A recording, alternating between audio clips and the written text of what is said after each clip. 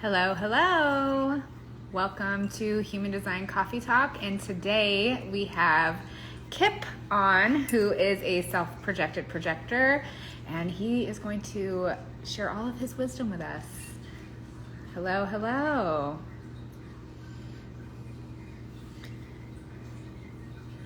This should be a good one today. They're all good, but something about a sixth line in the third part of their life, it just gets me excited.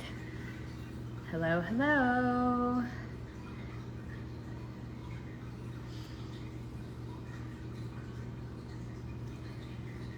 I had to give Kip instructions on how to join us, so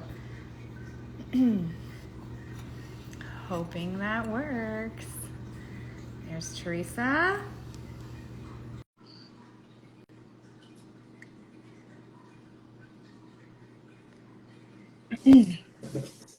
Hello. Hi.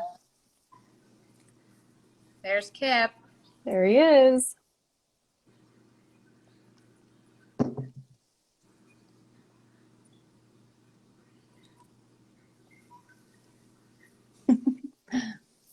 I'm so excited. Request. Here it comes. Kip. Dun, da, da, da. You did it.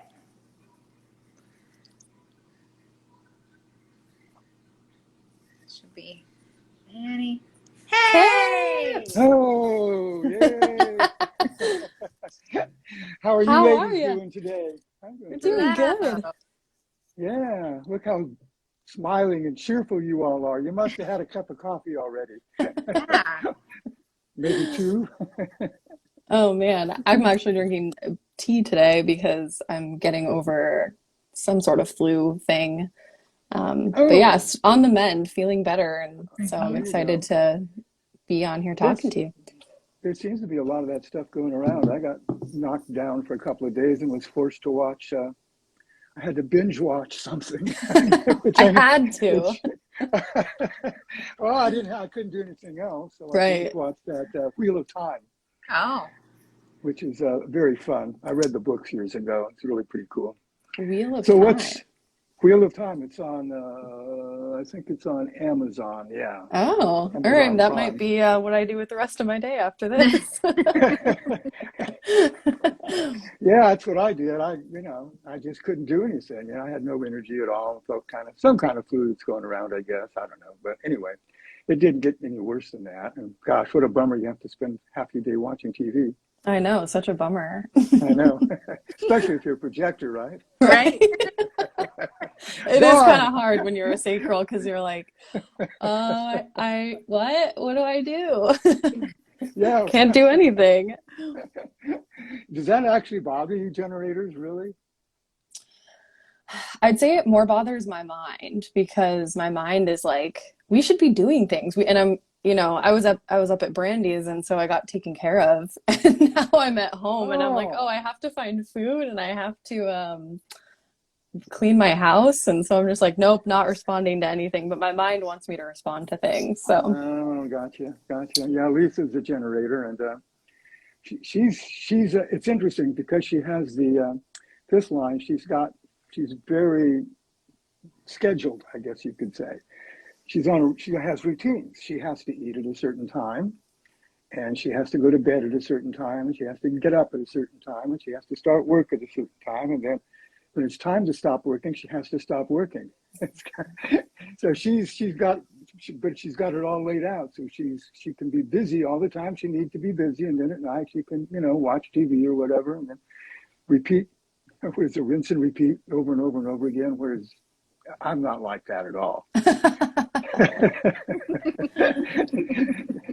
Not. In fact, I actually have a line in my chart. It says, kind of willfully avoid repeating strategies, even the ones that work. even the ones that work, I Even the might ones, have that yeah. too. Well, I thought about that, and I went, you know what? In the body world, in the world of animals, if you're too predictable, you get eaten. Right. Yeah. Well, Hmm. so Hmm. you know, Gotta lots of shake traps things out up. there. You got to right. You got to bounce. Okay, so what do you want to start with? I think you guys had the SPP. Yeah. Yeah. You want to move to that? Do it. Let's talk about it. All right. And I'm only going to speak for myself as an SPP because no matter how much you might read about things, you don't really know what another person's experience of anything is. Yeah. And so for me, people forget, I think, that the throat center is a manifesting center, the manifesting center. I actually have this in notes from the advanced course that I took when I was getting licensed. And somehow in what people focus on, they don't tend to focus on that very much. When you have a direct connection from the self to the throat, and there's 4 different channels that can set that up for you. I have 2 of those channels, and my self is pretty much doing its thing all the time. I have the 1020 and the 31/7, and yes, if my self wants to do something, it just gets done. It doesn't. I don't know how to say it any better than that. When Shaitan, I remember when Shaitan did his reading for me, he said, you do things and you don't really know how you did it. I thought, well, that's interesting. Yeah, I guess so. And then he hit me with the projector stuff, and I'm going, wait a second, you want me to wait to be invited? Well, I don't get the point of that. But I did. I mean, there's no point in getting involved in something if you're not going to, really try. And I kind of discovered that, yes, if I get invitations or recognition, that's pretty cool. But I've taken on huge projects. I mean, projects that spanned a few years, building a house. I'd never built literally anything in my life, nothing. Nobody recognized my carpentry skills because I didn't have any. And nobody was inviting me to do it. It's just sort of a tradition in my family. So I did it over in Hawaii. It went great. Other times I thought I had an invitation and have lost a lot of money. So that whole thing, people somehow get the idea that if you do your strategy, that as it's described to you, that everything's going to be just fine.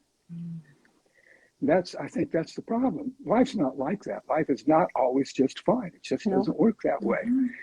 So, I'm putting all this together, and I look back, I was thinking, I really look back at my childhood a lot, because when you're a kid, you don't have much getting in the way of your chart.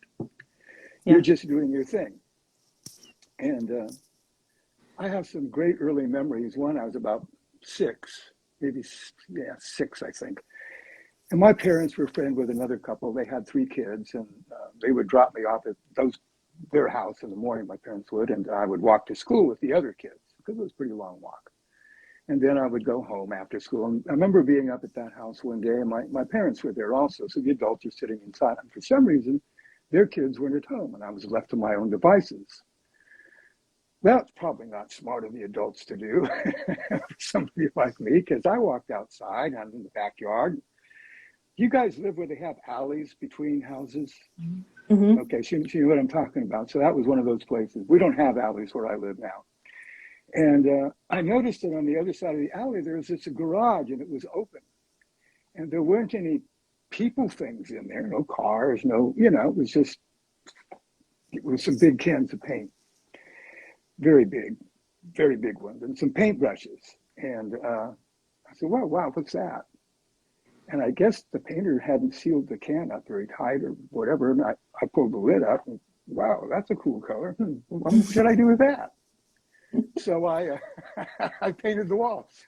I just slapped paint on them. I'm having a grand time. Did I not? And so I went back into the Tokar's house, and pretty soon there's a knock on the door, and next thing there's my parents. Said, "You paint on the garage, on the walls?" I said, "Yes, I did." "You can't do that." Like, well, what do you mean I can't do that? I just did it. What are you guys? I mean, I wasn't thinking that exactly, but it's a weird thing to say. You can't do that. They should have said, that's not a good thing for you to do because there'll be consequences, but they didn't. Now, here, the funny thing is 50 years later or something, I had my older son, well, not that long, actually, 20 years later, whatever it was. My younger son, I got home from work one day, and my wife was pretty pissed. And she comes up and she said, "Micah drew on his walls." And I told him, just wait till your father gets home. Why do I have to be the bad guy? So I march in there all serious and I go, why did you paint on those walls? He said, because they're our walls. Oh, all right. I mean, that makes sense, right? I mean, that's a perfectly good answer from his point of view, which is the only point of view we can have. And he's a manifester, by the way. So, you know, when stuff like this happens, and all my life, people say, don't do, oh, don't steal. Yeah, right. Yeah, when I'm a kid, not all my life, but I want it. It's right there. I'm just going to take it. You're going to get in trouble. Yeah, okay. Fair deal. You know, I got in trouble. I hated getting in trouble, but still, there is something about, see, when I'm a kid, I didn't know there was anything wrong with stealing. Mm-hmm. I had no grasp of that.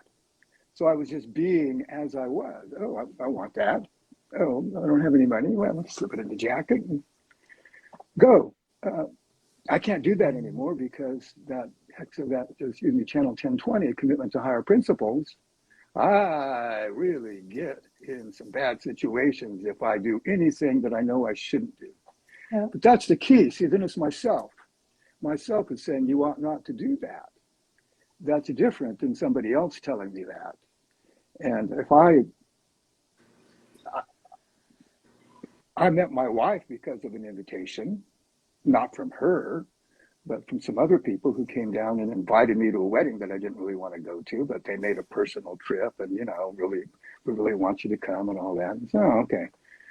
And sometimes people say strange things about, well, the invitation doesn't go on forever. Oh, really? I walked up to her when I first saw her and I stroked her hair and I said, you're the most beautiful woman I've ever seen. She looked at me. But I mean, that's hard to resist, right? Tell me that's not hard to resist. How long ago was this, Kip? Because that might not be the thing to do now.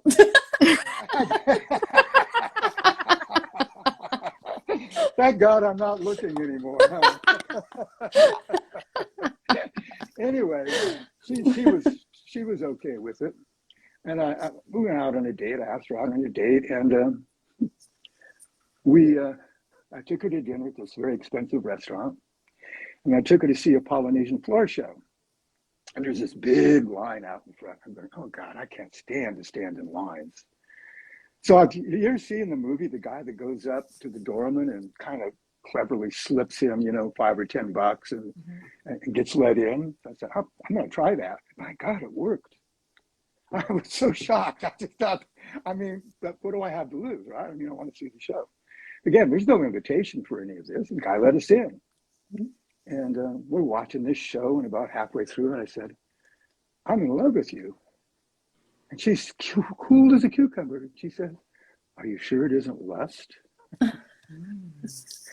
Well, Good question. Yes, I'm sure. No, but I was sure. It was honest to God, it was like being shot with that arrow, you know, from Cupid. It was so overtaken by events.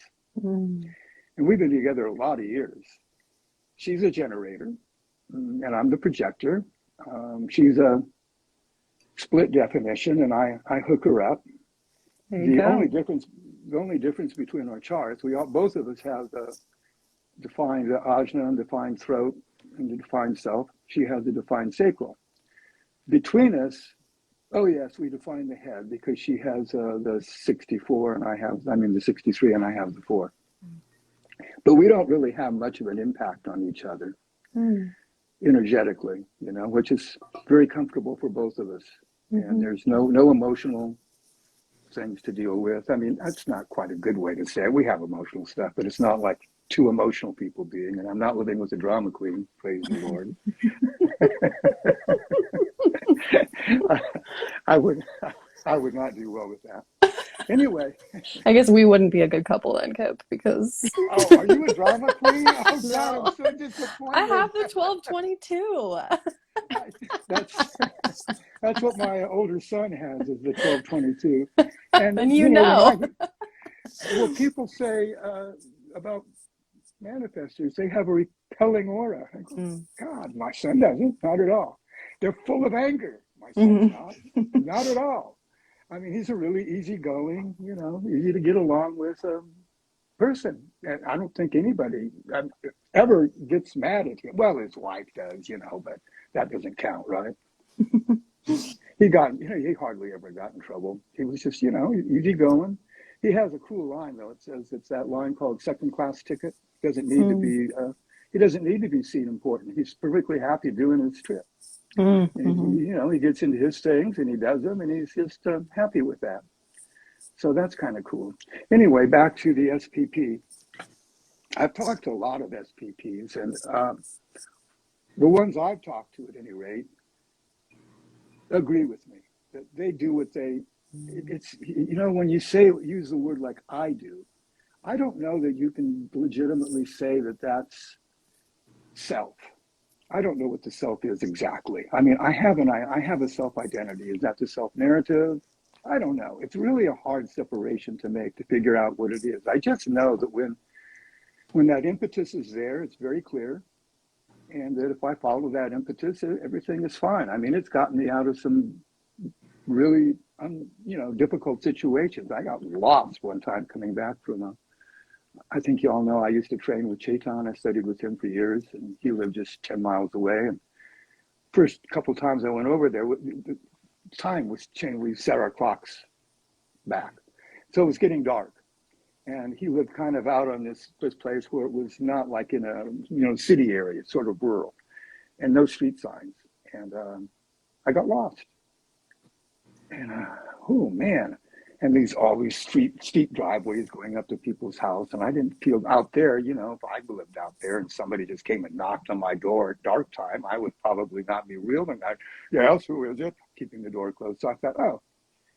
And I remembered, oh yeah, I'll just go home. That's all I have to do.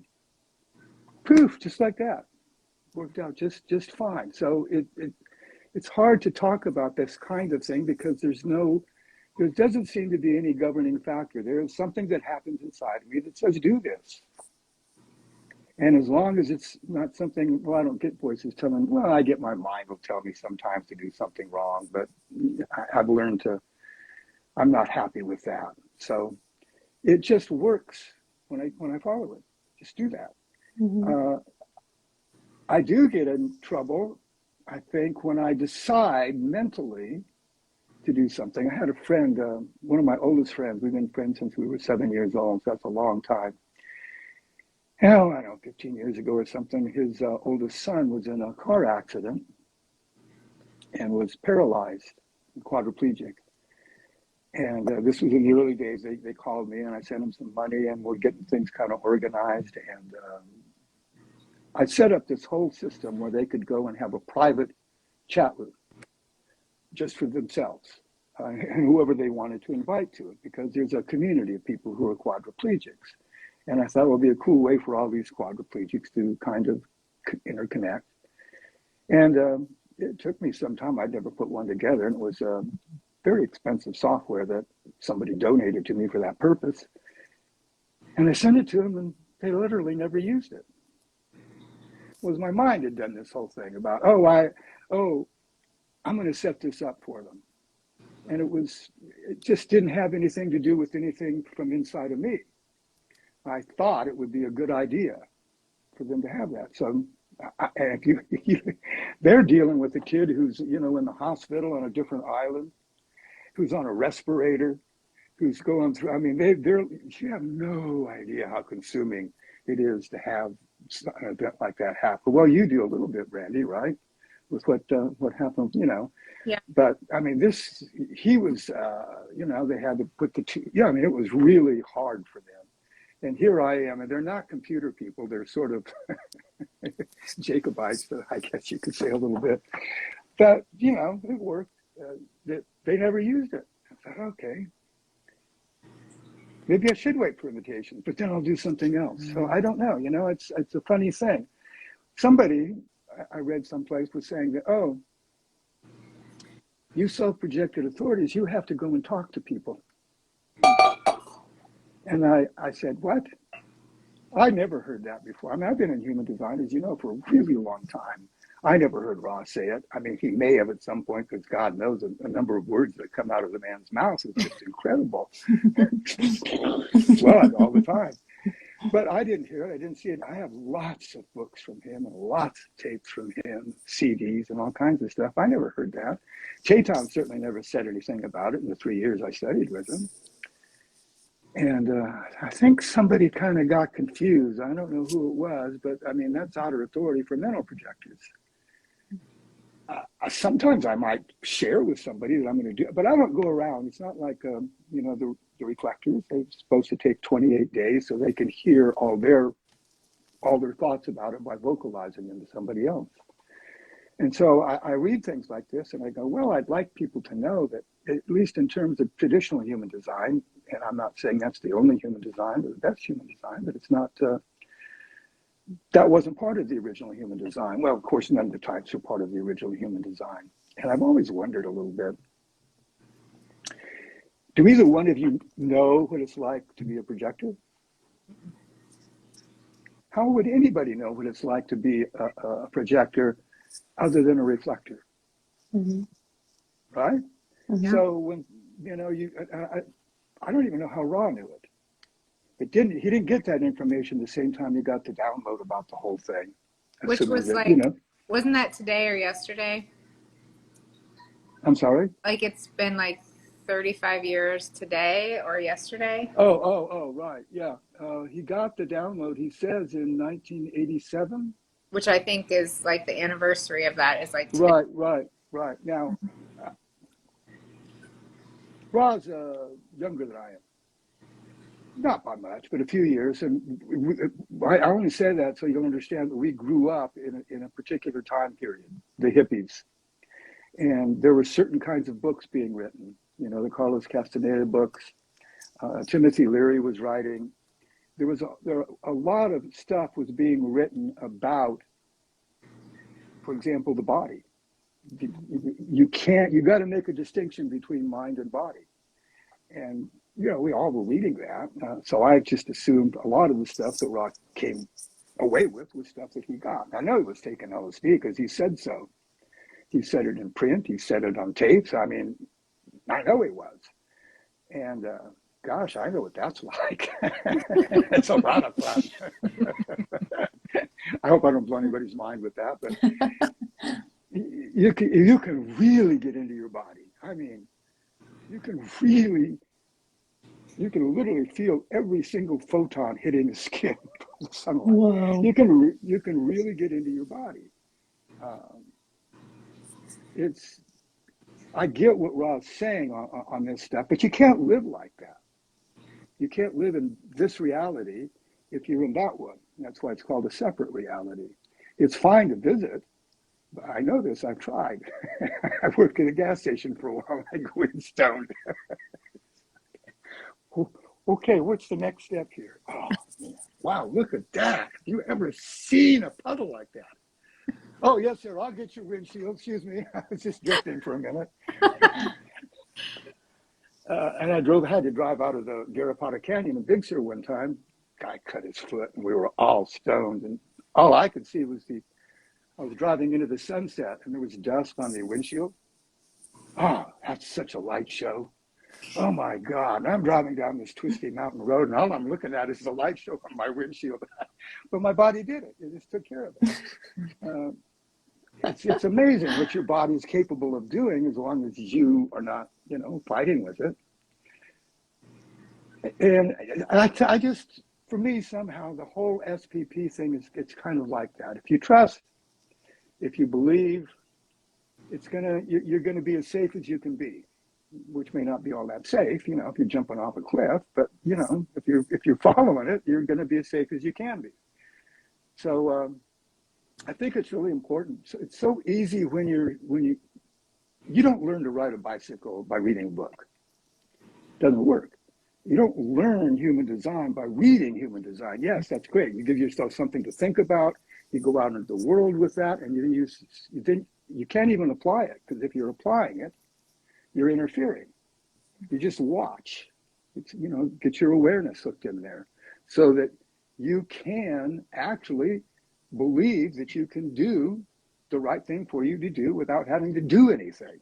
It's one of those kind of, I don't know, it's sort of a strange thing. A lot of people don't quite get it. It's hard to trust that much, though. So I do this. I go back in time, and I remember different aspects of my childhood where, oh, I just behaved like a projector. Not because I knew I was a projector, but because it was the easiest thing to do in that particular situation. Oh, God, the first time I kissed a girl, holy God. That was one of the hardest things I ever did as a young boy. I, I don't know what it's like today, but we go to the movies. And you're sitting there, and it's the movies, it's dark, you know, and friends all around, people making out. And you got to get your arm on the back of their chair first. You have to do the yawn. One. Yeah, well, oh, just stretch it, baby. Don't worry about it. And kind of put your hand on her shoulder, and she doesn't flinch. So you're, okay, well, step 2. Oh, step 3, how do I do this? Holy God, does she want me to do this? What if she's laughing? What if she screams? Who knows? But I got my courage up and did it, and nothing bad happened. But I kind of learned a little something like that. Somehow, I waited longer the next time, and you know what? Turns out the girl kissed me. Yes, that took away all my problems in that arena. Just give her a little time. If she's interested, you know, I don't have to put myself through that torturous dance. It worked really quite well. Now, I didn't do any of that with Lisa. I didn't, at that time, I was actually using the I Ching on a regular basis, had been for years, and I would ask it important questions. I never asked a single question about her, not one, because I basically said to myself, I don't care what you say. And I'm talking to the creation, so to speak. I don't care what you say. I'm going to marry this woman. So what's the point of asking the question if I already know I'm going to do it? That's not too cool. But it's worked out really, really well. I'm very blessed in that. I'm very happy to be. Now, the generator and projector living together, I mentioned that she has the 5. I have the 15. So we put that channel together. And where she's really into her routines, 15, whatever, let me do this now. Oh, it's 10 o'clock. I guess I'll do yoga now, 10 o'clock at night. Maybe it's 1 in the morning, I'll go stretch my feet. Who knows? I don't like these routines at all. So, but they're really important to her. So rather than me try to bring her over to my thing, because it's really uncomfortable for her if she can't follow her routines. Whereas I can follow her routine, so we eat at the time that she wants to eat. Even when I was cooking dinner, which I did for 20 years, I would make sure it was on the table the time she liked to eat. Not necessarily, maybe I didn't feel like eating at that time, but it doesn't matter. There's so many of these things that go on between people that I think it's, what was it? Somebody was telling me about they were doing something to their kid using human design. And I thought, well, you know what? That's just your way of trying to control your kid. And I don't think that's a good idea. Me personally, I could be wrong. Maybe for some people it is, but that just doesn't sound right. It's artifice. You know what I mean? It's like, this guy over here says this, therefore I'm going to lay that on you so I can get you to do what I want you to do. Oh, why don't you just be honest about it? Say, do that because I say so. Let's not bugger around here. Let's get the job done. I don't go out in the street. It's not like that's you understand what I'm saying about it? Mm-hmm. It's important that people look at life first, I think. So if I'm in a relationship with somebody, when I take students on, I have what they call it, a discovery call. I get together with them, chat a little bit. It's a pre-call that they can make. And I ask them some questions. I never run their chart because I don't want even the possibility that I might react to something in their chart and see that there's some benefit to me if I play my cards right. I don't want to do that. I don't like the idea of being manipulated. So of course I don't like being told what to do. I don't know what that's all about. Do you girls know what that's like? I probably shouldn't call you girls. I'm sorry, ladies. That's fine. Anyway, it's there's so many people are trying to tell us what to do. Mhm. And I see this happening in human design, and I go, geez, this is one of the things that I thought we were going to get away from. First, I thought acid would take care of that problem. Do your thing, I'll do my thing, and we'll get along because I don't do bad things. Mhm. If you don't do bad things, everything will be fine. Of course, other people do whatever they want. Sometimes that's bad stuff. And in human design, it's the same thing. People want to tell others what to do. So when I give a reading to people, I just try and describe them Mm-hmm. to themselves. I don't want to tell them. I mean, you're giving a basic reading. It's a real conflict for me because I feel sort of honor bound to say, well, here's the conventional human wisdom if you're a projector. I talk about the invitation and the recognition because there's nothing wrong with that. Mhm. It's just that the idea that God, I've had people call me up, students call me up and say, I'm in this Facebook group for projectors. And I'm kind of friends with the guy that runs it. And I told him just the other day that I'd invited some friends over for lunch. He goes, you can't do that. You can't invite people. You have to wait to be invited. You have to wait for an invitation to invite somebody. Oh, God, are you kidding me? She said, what should I do? I said, well, I think you should get a new friend. There's the little power person, Mhm. and it's so, fortunately, I don't see too much of it going on. By the way, I wanted to mention that I'm so stoked. I've been in this space about 2 years now, and people have stepped up their game so amazingly. Both of you, I'm just so stoked to be part of this group because people are thinking. People are not just, oh, he says this or they say that or whatever. Y'all are thinking and trying it and really paying attention. I'm just as pleased as I can be to have a community that's doing this, to be part of that. It's really exciting for me because human design was like so far removed from the world for so many years, unless you wanted to go hang out with the raw people, which I didn't want to do. No, I mean, it's just too it's too inflexible. Mm-hmm. And my wife, when I started in IG, she's the one that invited me to do that. She had said, "Oh, you should do that." She saw something about it, and I wrote a couple of things. She said, "Oh, look at you should go join IHDS." I said, "Oh, I joined them years ago when they first started up." And they had this deal where if you paid them $50 a year, they would list you on a web page, by your area. So if somebody was looking for a human design reading, they could read down this list and so and such a city and yada yada, what your type was. And I never got a reading. And then after 2 years, they put this thing up and said, "Oh, it's best that you get a reading with somebody who's the same type as you are." Really? 70% of the people in this world are what? Generators. Yeah. Ha. Okay, so how many readings am I likely to get? Really? I'm your customer. I'm paying you money. And this is how you treat me?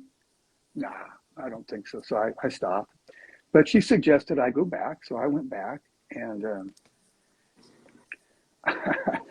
I told them I was a licensed analyst, told them who I studied with, and they said they didn't believe me. So I keep stuff. I have three computers and giant hard drives, external hard drives. I keep stuff. So I went back to the year 2000 and the emails that I had where they accepted me to be on their list that they were putting together. They couldn't argue with it. But I never took any classes from them and they didn't like that. So they said, part of the deal now is you have to sign a contract. I will not publish a book. I will only charge this much. I won't charge more and I won't charge less. And I said, really? Well, okay, I'm still done with you. This is not, I didn't join up and be part of a cult. Yeah. You know? The pyramid scheme. Yeah. Yeah, right. That's Yeah. just not my bag at all. And I'm not saying that there's anything wrong with people who do. I mean, I understand that. A lot of people feel secure in that. Hmm. That's fine, but that wasn't definitely not for me. Yeah, Brandy and I have been talking about this a lot lately because we're at a crossroads in our education, and we're I think we're more on your side of it. We're Oh, just like we good. want to do what we want to do, and I don't want to Yeah. be Yeah, yeah, constricted. yeah. I mean, some people, if you have an undefined self-center, maybe when Chetan was doing my reading, he said, you know, you don't need a guru. You're not here for that. You don't need somebody. You know who you are. Yeah, you might check in once in a while for a little course correction. The implication being that people with the undefined centers, they do need, because they don't know who they are. But instead of trying to be their guru, if you just explain to them, yeah, hey, you're not here to know who you are. Relax. Take a load off. It's Mm-hmm. cool. It's all cool. Chill out. Yeah. And I've had people break into tears when I tell them that, Oh because yeah. they've been driving themselves crazy with it. Yeah. And it's so strange that, and it's not like, I'll share something with you. You know the environments, right? So caves and markets and kitchens and valleys and shores and mountains. That goes back in our genetics. I think the cave, that's the first one. That's 65 million years after the asteroid hit. Pretty much the planet was destroyed. Most of it burned up. And huge, I mean, plants, critters, just basically destroyed. Very few things survived that. There was so much debris left in the sky after the fires, the atmosphere literally caught fire, how hot it was from all this crap raining down, having blown up there. It got really cold. This is a world that had been tropical. Suddenly it's snowing.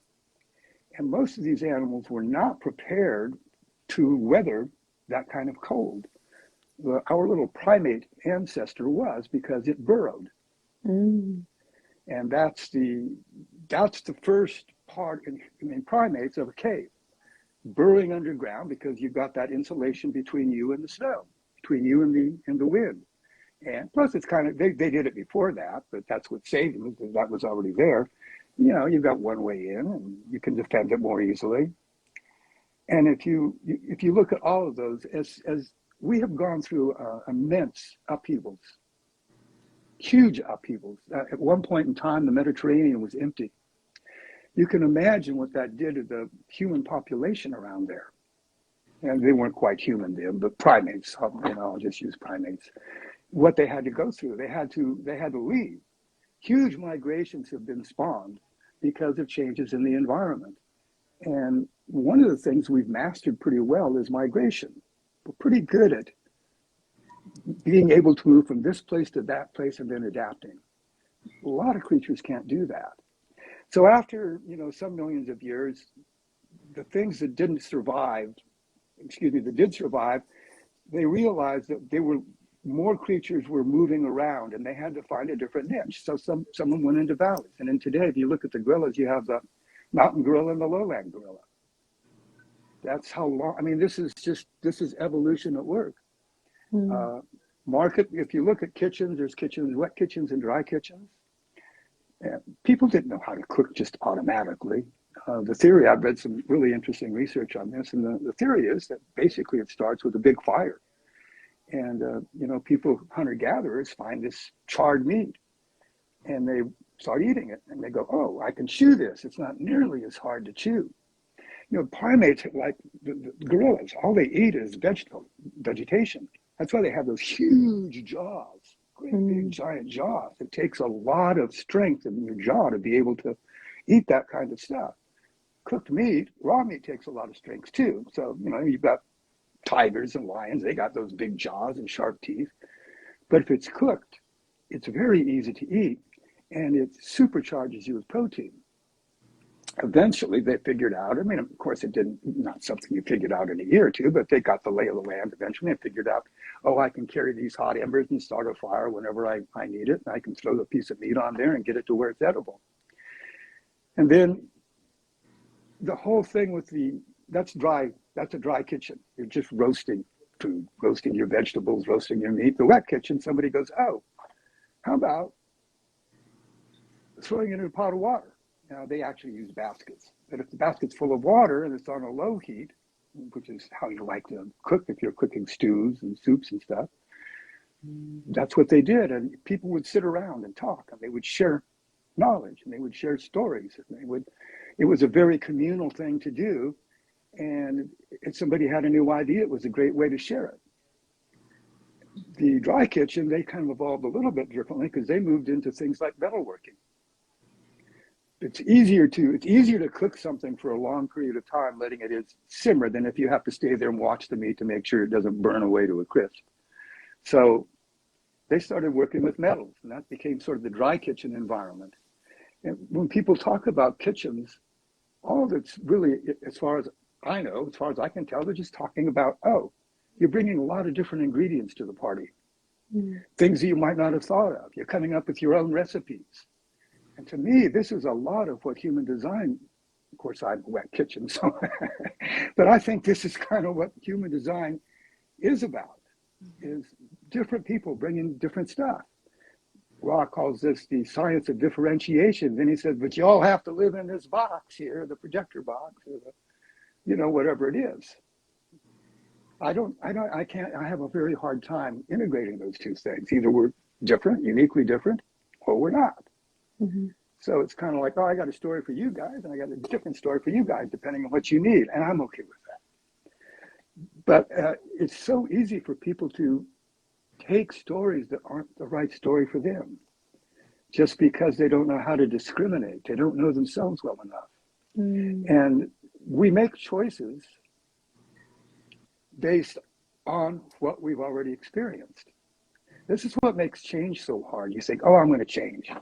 Really? What are you going to change into? Oh, let me think about that for a minute. Okay, I'm going to change into this. How do you know about that? Oh, I've been doing that forever. They know how to do it, so they're not really changing. And it's I work with you a little bit, I think, on this, Randy, of you need a new language. And human design serves that to a certain point. It does. But human design is not really concerned with becoming. That's not its goal for you. It's getting in touch with who you are. It's not getting in touch with what you're going to become. So that's one of the things that makes the I Ching so valuable. The language is so outrageously different that if you get serious about it and you go out into your world and you say, oh, what hexagram do I follow today? And you look at your world through those glasses. Oh, number one, it's hard to remember that, to do it. It's really hard. And it takes a lot of awareness where you can actually break whatever pattern you're in at a given moment, because they're all, zombie behaviors. They are just, your behavior change is just unrolled in response to triggers. But just breaking that, you get a moment of consciousness, and you do it enough times, and finally, oh, I remember what it was.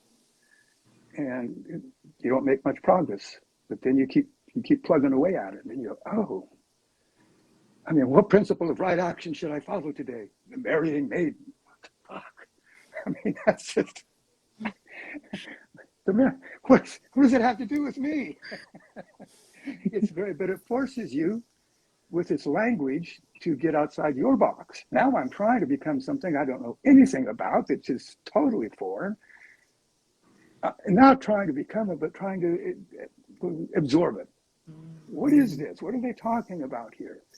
So we were all raised on contemporary English, and we all read roughly the same kinds of books and watch the same shows, and we're all parameterized.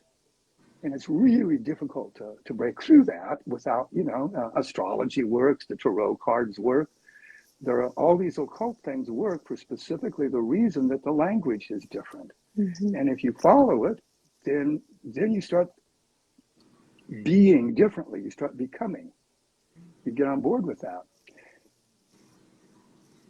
I want to go back to the generator and projector. Mm-hmm.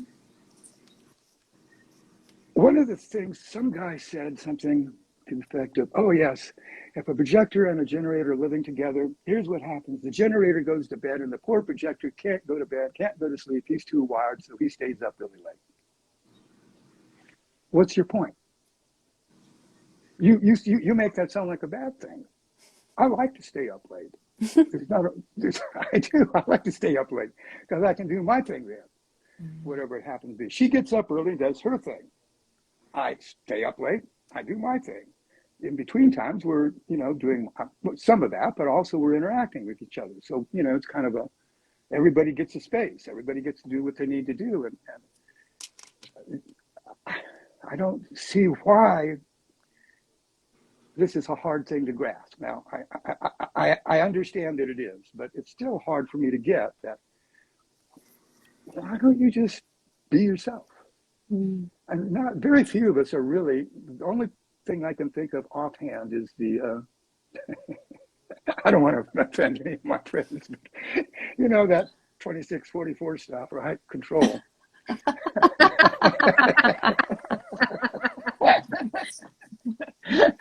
And my sister has that. My sister-in-law has that. And they are just fiends about controlling. You call them up and she says, how are you doing? I say, I got a little cold today. Oh, well, then you should, blah, blah, blah, blah, blah, blah, blah, blah, blah. No matter what it is, then you do this, do that, do this, do that. And my wife is really kind to her because she just lets her talk. And then we laugh about it later a little bit. But it's, by and large, I think that's maybe the only legitimate claim there is on controlling the people around you. And if you do that with an open heart, I don't see that it really does a lot of damage. But, of course, there are people who are going to use it to manipulate and stuff. We've kind of been able to, and we've gone through some rough patches. It's not like life's been a rainbow.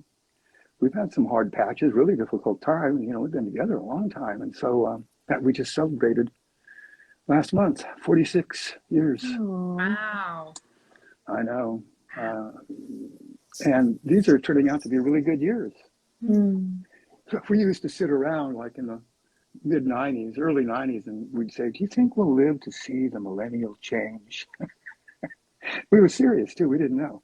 No, there's not much grasp of the future around here. Nobody's really tends to be too focused on it. Me a little bit, but not a whole lot. So we've pieced together, I guess you could say, a way that, Lisa hated human design when I got into it. She heard Ra's voice. She couldn't stand it.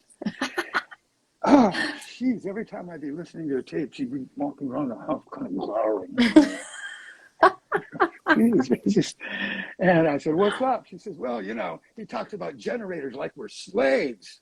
And he did in the early days. Oh, generators, these are the people that built the pyramids. Well, we all know slaves built the pyramids, and she just couldn't stand that. She just really objected to be described in that fashion. And so 4-6, I have to externalize whatever's going on in me. So with human design, we'd be driving in the car and I'd start talking about human design and she'd disagree with me. Well, you don't know anything about it. Why are you disagreeing? No. She just couldn't stand the stuff she heard come out of Ra's mouth. And I said, I'm just not going to talk to you about it anymore. And she says, oh, you can't do that. I'm so glad you said that. There it is. There's the key. There's my invitation. You can't do that. Because by golly, I can. When pushed to the wall. But it's, there's no point really in trying to get people on your page. Either they love you enough, care about you enough that they get on your page, or they don't. And what's the value of having somebody on your page if you had to cajole or trick or harangue them to get there? So we I don't know. It's just both of us grew up in very dysfunctional households.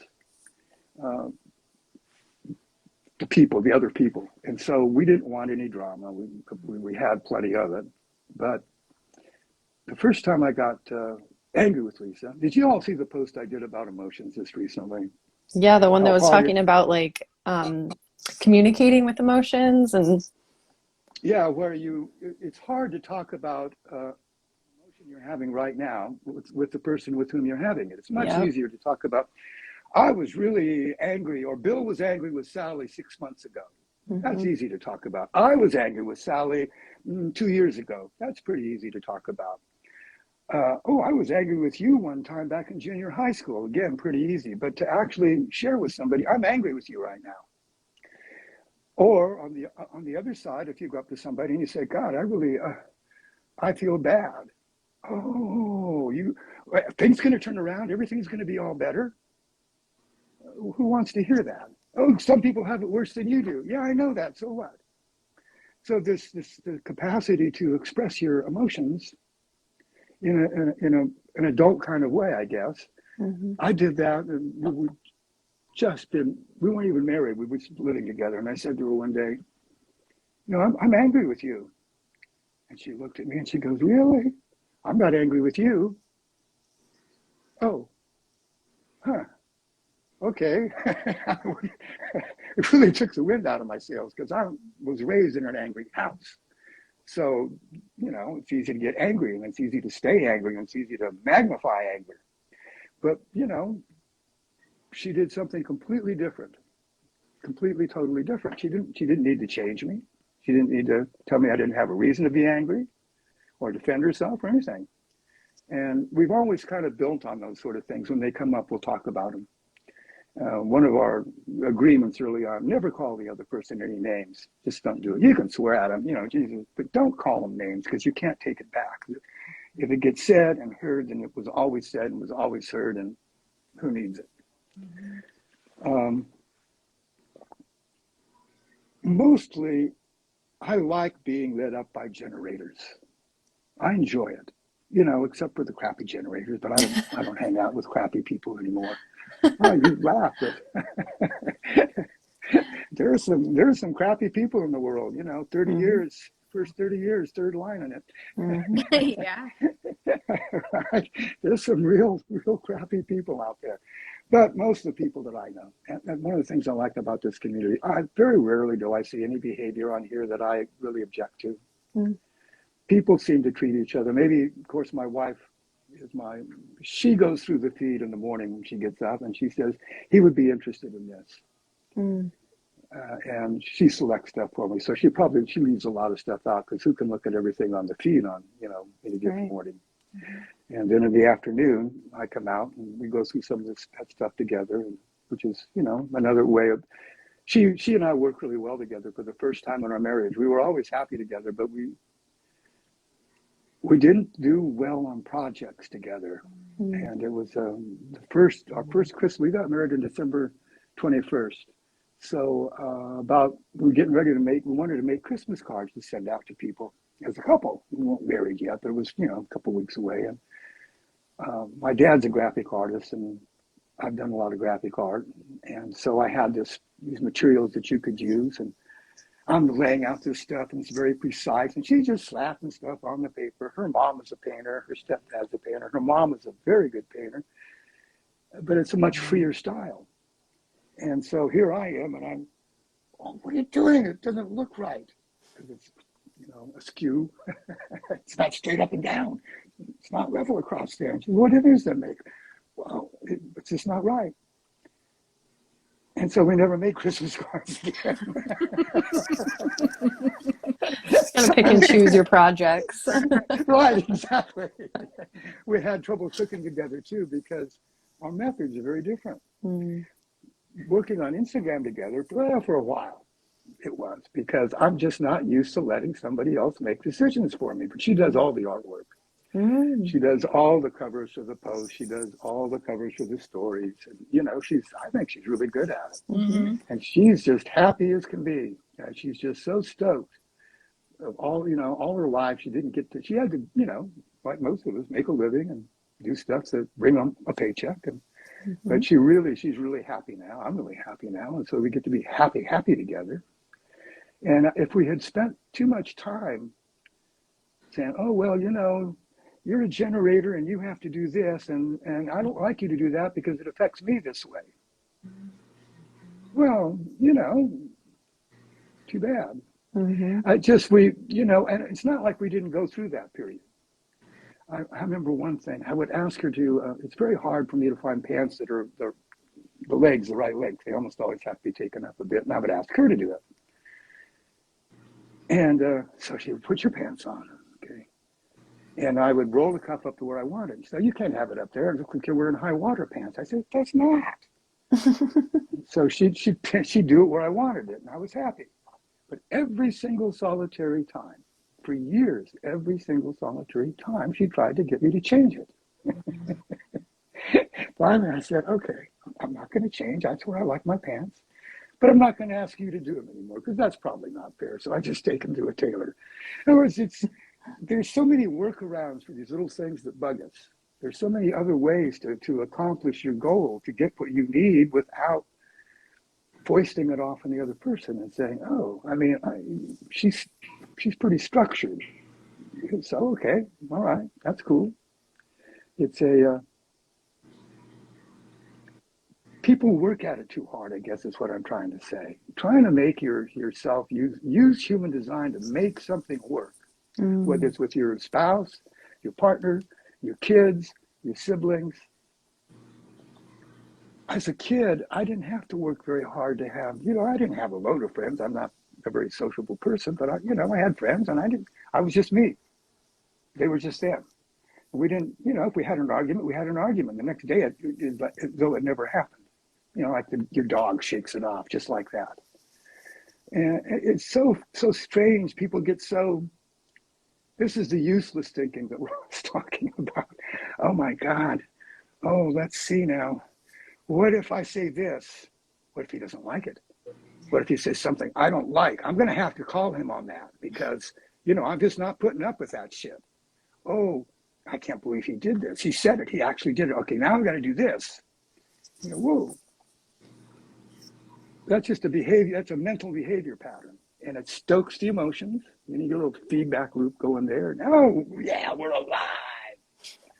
But, you can laugh and be alive too, right? At least that's how I think, not that, don't get me wrong, I have a temper, I get angry. I don't know about the two of you, but oh yeah, I get angry. Yeah, I mean, and I'm okay with displaying it. And if if the kitchen's too hot, and we'll do this, we've done it. I'll really push her buttons and she'll say, oh no. Kip froze. We'll wait.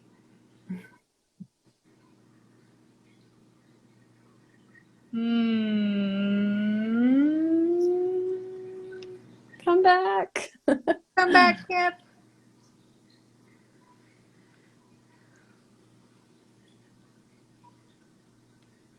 Oh no.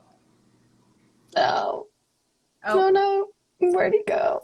Maybe he'll come back. Maybe he'll come back. Let's see. We'll give him a minute.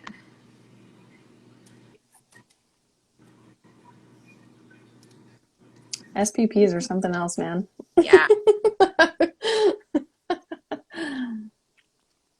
Yeah, it's just fascinating how much he can, how he's covering all the things that we want to talk about. We don't have to ask questions. Just seamlessly into the next talk. I mean, just like weaving stories in as well. Mm-hmm. Personal anecdotes.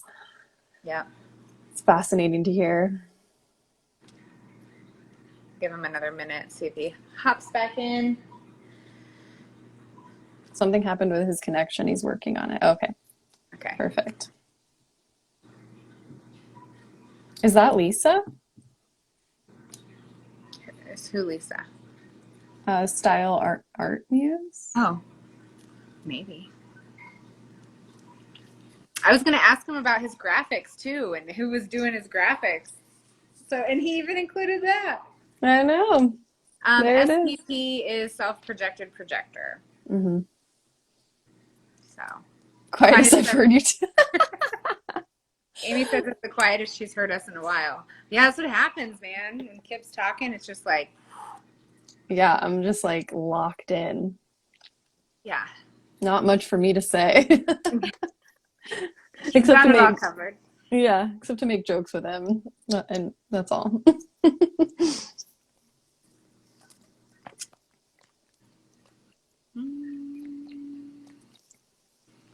Yeah, like you don't even have to ask him questions. I do want to know how it felt for him coming off the roof, though, since we Mm. don't know many six lines off the roof. Can we let him back in? Yeah, he just has to send a request, just like he did when he first got in. Mm-hmm. Maybe him coming back will just be the segue to. Yep, we want to know what it's like coming off the roof. I want to know. Especially the six lines. I'm a 4'6". He's a 4'6". I know there's some 4'6s watching. We want to know. We want to know. We want to know. Kip is who I reached out to when I was having, it took me a long time to like be on the roof, and I had like existential crisis, and I reached out to Kip and I was like, I'm having an existential crisis about being a six line. Can I set up a call with you? I need to like hear some wisdom from somebody who's like survived this.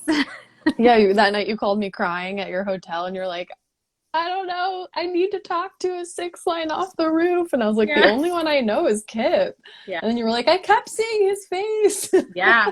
Man, it was a thing. Mm-hmm. I don't think you'd like talk to him that much either before. And then you were just like, he's the one. Yeah. Yeah. And he has such like a lighthearted way of looking at life. It's like exactly what you need when you're going through an existential crisis. Yeah. Yeah. It was very much like, what the hell is going on? It was my 35th birthday, and it was like 7 years post trying to get on the roof, and I was like, I don't think I've been on the roof, and I think I'm just getting on it right now, finally. Mm-hmm. And or I'm just recognizing that I'm on the roof, and I'm trying to still operate as like a 4'3". Yeah, it was a whole thing. But Kip, I had like 4 phone calls with him and smoothed it all out. Yeah, Amy says it's hard with that 6 is unconscious. Yeah, Amy's a 4'6" too. Mm-hmm. You know it. I would imagine it is. Then you keep getting these like doses of like, and further more loop, and pull back more, and pull back more, and pull back more, and you're like, shit. Mm-hmm. Yep. Give him another minute.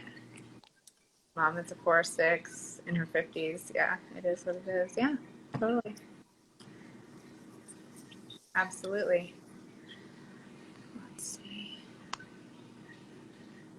And there's a 3'6" SPP there. Yep. Mm-hmm.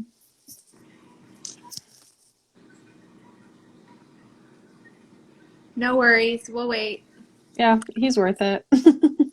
He's worth the wait.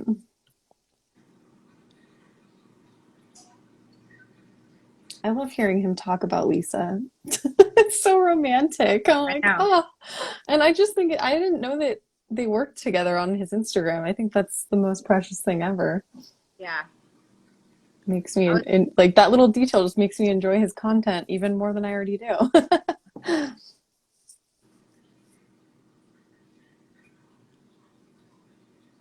I always wondered. It's like those graphics. Kip, are those graphics coming from you? Well, he always tags the Style Art Muse. I just didn't know that was Lisa, so that's cool. It's very cool. Mm-hmm.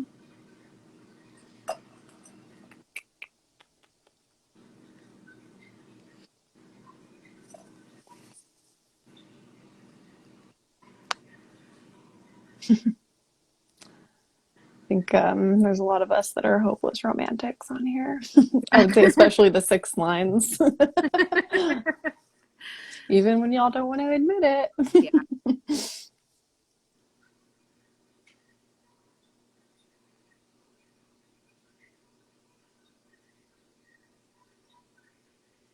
There we go. Yay!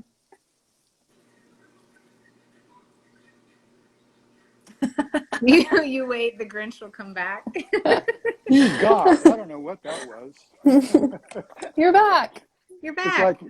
It's like being a crazy, what is it, the chicken with its head cut off, running around. Was it this? No, was it that? Oh, what is it? What is it?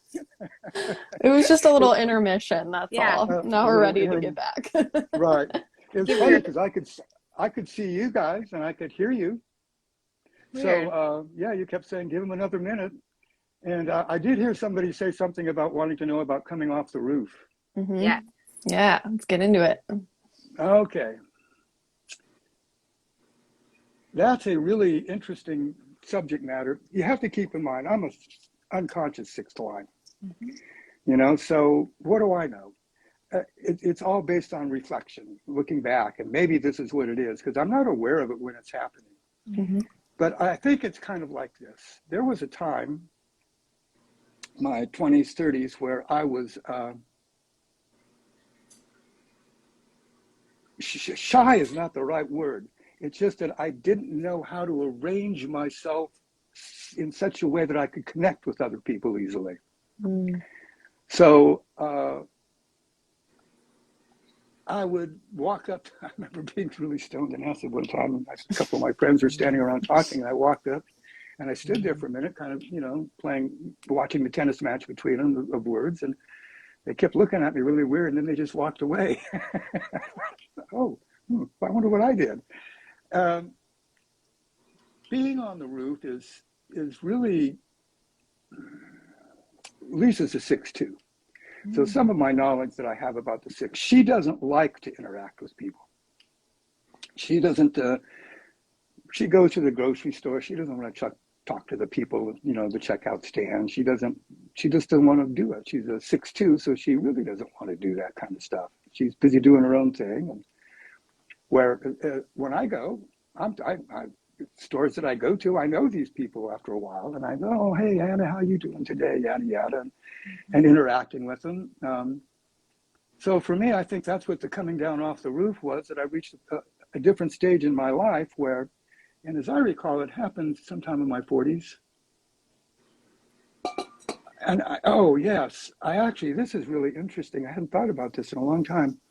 I was working for a company.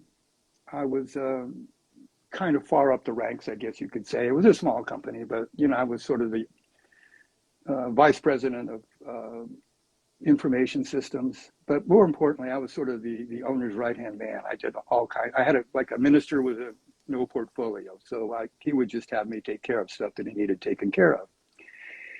And he had hired some guy to come in some particular job. I don't remember what it was, but I was in that guy's office one day and we were talking, and I said, yeah, I don't really care if people like me or not. And for whatever reason, poof, well, wait a second.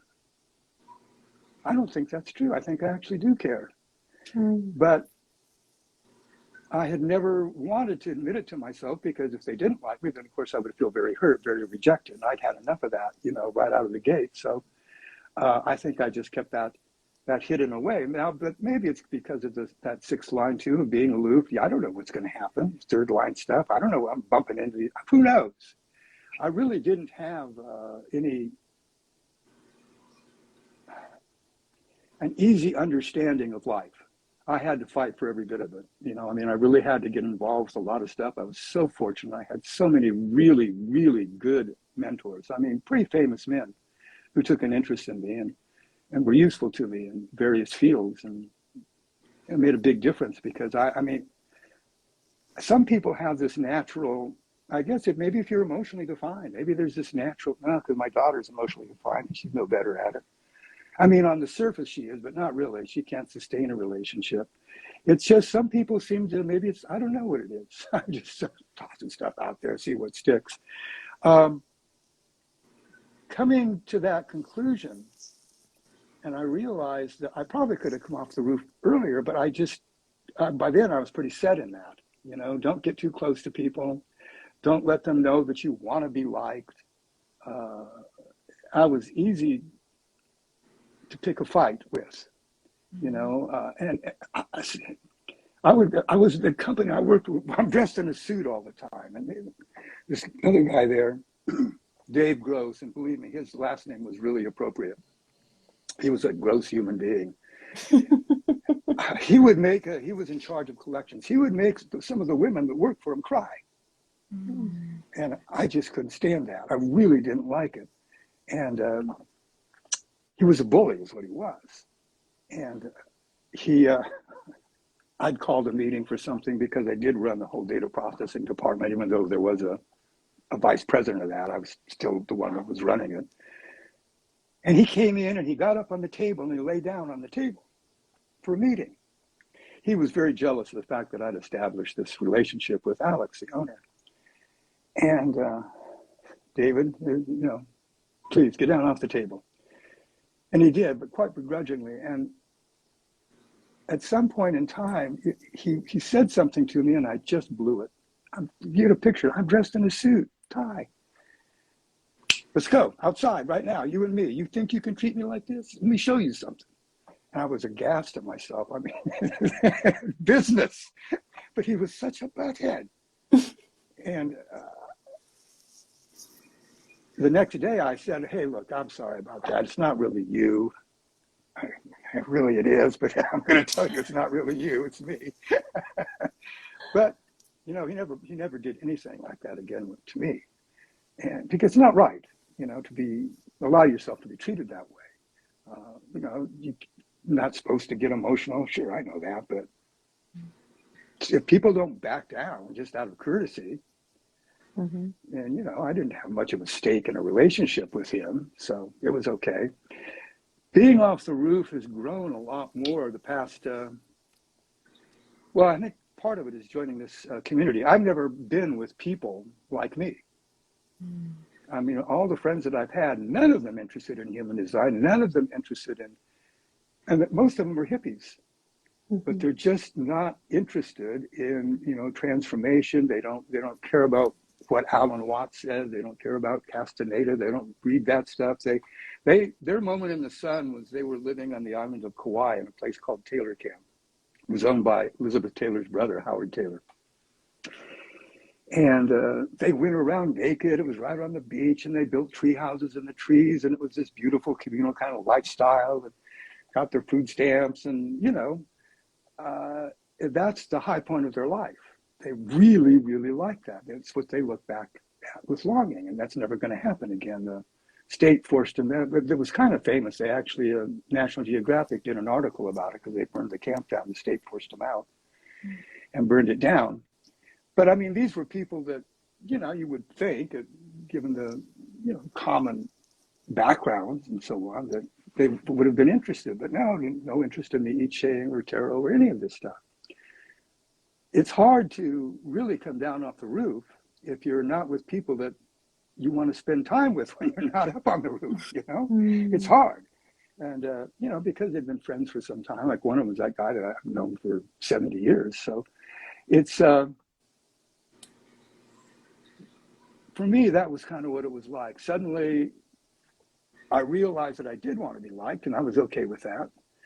And I found people that were interested in things that I had to say, weren't always picking an argument with me, which whenever I would say anything about this kind of stuff, people would always argue, like Lisa would argue with me. She didn't know anything about it, she'd argue with me.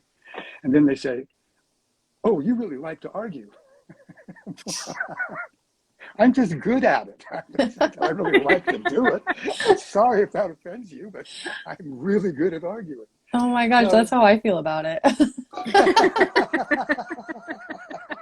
I wonder if that's a defined Ajna thing. I'm just good at it. It's not that I like it. Right.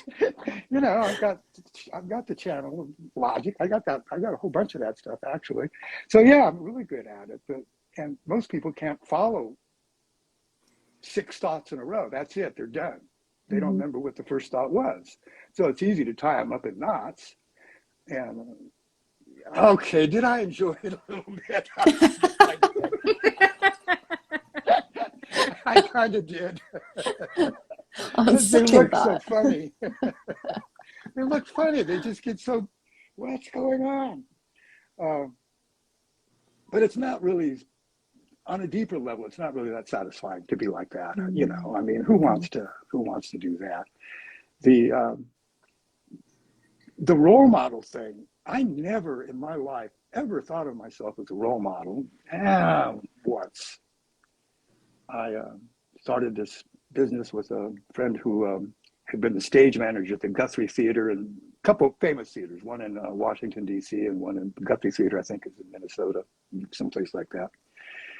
we started an acting class for teenagers. And, I didn't know anything about acting. But I went and got some books, read up on acting techniques. And we started doing some of those acting exercises. And I realized, we teach kids a lot of stuff, but we do not teach them how to be themselves in a free kind of way. So I'm looking at these exercises and I'm going, these are cool. Because in order to do this, you have to be there present with the other person. You have to be in a collaboration with the other person. It's not me against you. And so in that sense, that short period of time, I started a nonprofit corporation, filled out all the papers, but funding dried up, so it never really got off its feet. But that was a time, for a short period of time, when I was sort of a role model to some extent. But most of my life, it's just never crossed my mind. Just, I don't know. So when people would say things about the sixth line of me being a role model, I kind of go, oh.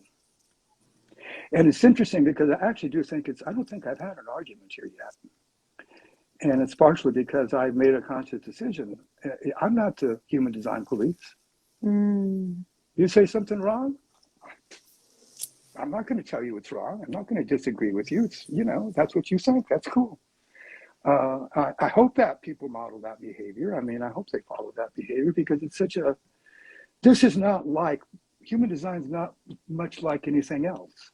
It's not a contest. You're not going to win a prize for knowing more or having your shit more together in the human design sense. I'm doing this, I guess, kind of for the reason of I want the world to be I hate to use the word better, a more aware place. Instead of people just playing out these ancient fantasy games, just come on,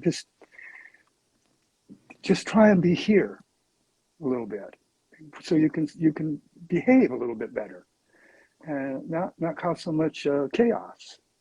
And hopefully, have for yourself a little bit better life. Gosh, so many people seem to me to, even wealthy people, even the Republicans, all of them, everybody seems to me to suffer. And, some suffering's unavoidable. We all get sick and we all have misfortune in our lives. And, nobody gets a free pass, but, a lot of it's our own doing. I spend still a fair amount of time of, we talked about this before, we got these little snippets of behaviors, mental behaviors, thoughts that they're just kind of free floating. They're not part of a larger context. They're not part of a big behavior chain. They're just little snippets that our self-narrative will acquire at various times to augment a position or something. So one of mine, this is a bait always rise to. Somebody does something to me. Maybe they did something to me 10 years ago. Who knows? Whatever. But my mind will grab hold of it because it's just floating around in there. It's not anchored. It's freely available to whatever's going on. And I found myself, oh, yeah, that motherfucker. And get worked up, Yeah. Get all worked up. I'm having this conversation with a person who's not even there. And this all happened years ago. And I just finally, I don't know how it happened, but at one point I became aware. I was literally just taking the bait. Here comes this little fishy swimming along. When I first did that, I went, okay, I'm just going to be in it for a minute or two because it is kind of tasty. I kind of like this little drama. I'm just going to hang out for a minute. 3 days later, leave me alone. I'll probably be able to shut it down, but it's I can come up with a million reasons for why. Maybe some planet did something somewhere, but it doesn't really matter why. It doesn't matter at all to me. It's the fact is I had that experience, and eventually I got some understanding about it, and in a way that made me go through life a little more comfortably. I just remembered Amy had said something about keys on my head. And I wanted to I wanted to share this story because it is pretty funny. This goes back a long time. I was first getting into I've been using the I Ching for a while, but I was also getting into Zen. And, that's all about awareness. I mean, it really is. And I had this book of Zen koans and, all kinds of stuff. And I got together with my dad for dinner one night, went out to a restaurant, and the style of hat is called the newsboy style. And I had one that a friend of mine had made for me out of leather, and I had that on my head. And I guess we'd driven there separately because I had my keys, and I got out of the car, went in the restaurant, and sat down at the table, and, I put my hat down on the table, put my keys down on the table, and we had our dinner, and I started talking to him. I said, Dad, God, I'm becoming so aware. I'm studying Zen, and I'm becoming almost a master of awareness. My dad's, he just gets a certain look on his face and says, yes, I'm listening to you, son, keep going. Blah, blah, blah, blah, blah, blah, blah. So we finished dinner, and I pick my hat up, put it on my head, and I go to get my keys, and they're not there.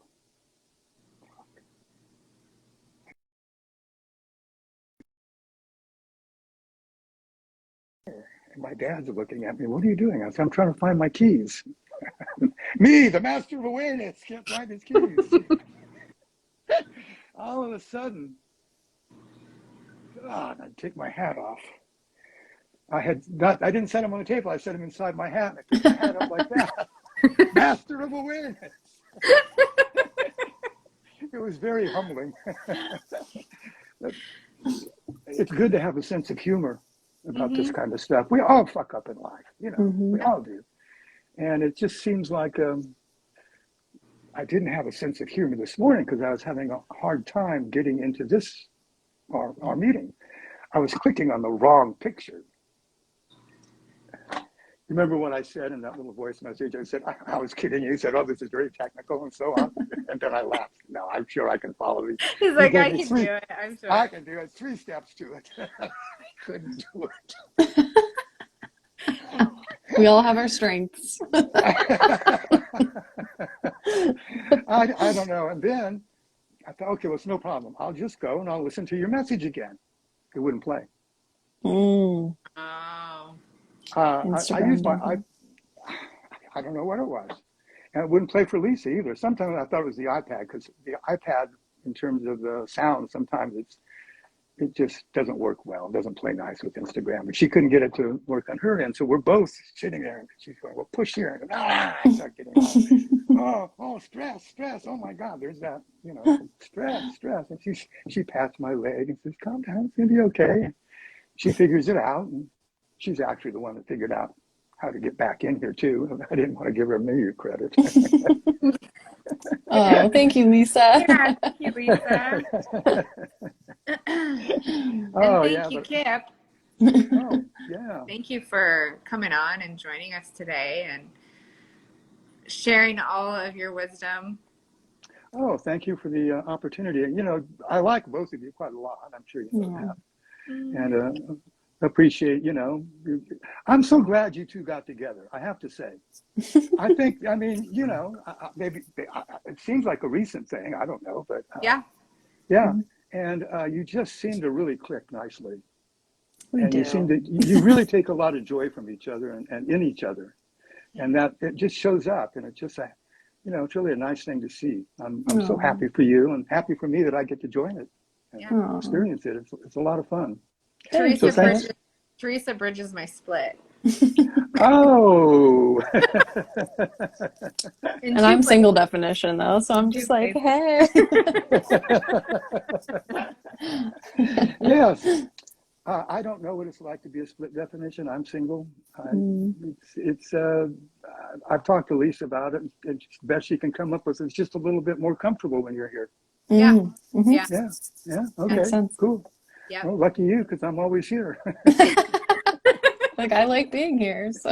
Yeah, right. Well, thank you for having me on. I hope I wasn't didn't talk too much. Oh. I always talk a lot. Kip, that's why we had you on. Oh, okay. And you answered all the questions we had just by going through Yeah. your own trajectories. So Oh, we didn't good. even have to butt in. And Oh, for anybody that's watching, we will tag Kip. And so if you're not currently following him here on Instagram, he'll be tagged in the caption, so you can go check him out. He does readings, he does mentoring. You can just go check the link in his bio and see all of his projector guidance that he Yeah. has to offer on all the things. He did my first official reading. I don't know if you knew. I think I told you you were my first official well, reading, Kip.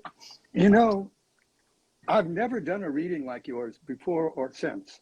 Mhm. Really? Yep, Really. that's what he told Yeah. me in my meeting with him. Yeah. Um, I don't know. I call it a special reading because I have no idea at all what's going to happen Mm. when I sit down to do one of those. Mm-hmm. I looked at your chart and I just went, oh gosh, you have 7 centers defined, I think. Mm-hmm. Is that right? Yeah. Yep. Okay. And I looked at it all and I go, and I knew you knew about human design. So what's the point of my telling you, yeah, well, the odds are blah, blah, and this, that, blah, blah, blah, and here's this channel, blah, blah, blah.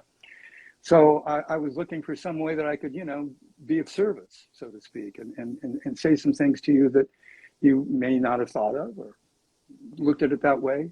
And Mm-hmm. I got so caught up. I had such a good time doing it. It was just totally a ball. I went on, it was my mind, got, so I appreciate so much that you gave me the chance to do that. And Yeah. yeah, I've never had that same circumstance. It's very strange. Very It strange. was I've very given it, fun to listen to. was it? Oh, good. Mm-hmm. Yeah. I'm Yeah. glad. I'm So glad. highly recommend Good. if you want a special reading, go to Kip. Yeah. I'll make you feel special. He really will, though. Yeah, he will. I hope so. Okay, well, I'm going to say goodbye. Okay, Okay. bye, Kip. Bye, Thank you so Kip. much, both of you. This has been a real pleasure and an honor for me. Thank you. Oh. Thanks, Kip. And thanks Bye-bye. to all that Bye. are watching. Thanks for everybody that hops Oh, on. yes. And also, Teresa and I have a new thing in our bio. A lot of people have done this. We were given something to respond to. We're like, hey, we have a buy me a coffee. So if you'd like to buy us a coffee for our Human Design Coffee Talks, you can check that out in the link in our bio. And this will be reposted. So I know that question got asked, and you can come back and check it out anytime. Oh. Bye, everyone. Bye, everybody. Bye. Bye, Kip.